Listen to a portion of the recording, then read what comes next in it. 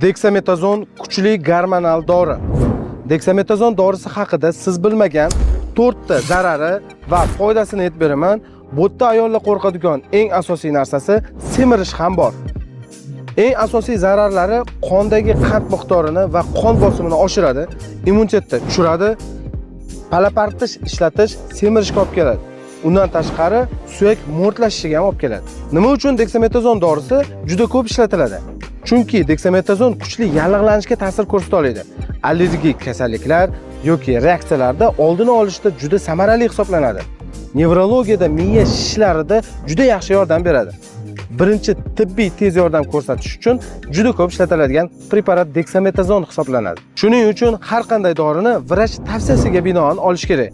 O'sha gap, agarda dorilar bizni butunlay tuzatganida hamma sog'lom bo'lardi. Qaysi dozada deksametazon olsangiz semirib ketish mumkinligini bilish uchun kommentariyada deksa so'zini yozib qoldirsangiz, men direktdan jo'natib qo'yaman. Menga obuna bo'lib qo'yishni unutmang.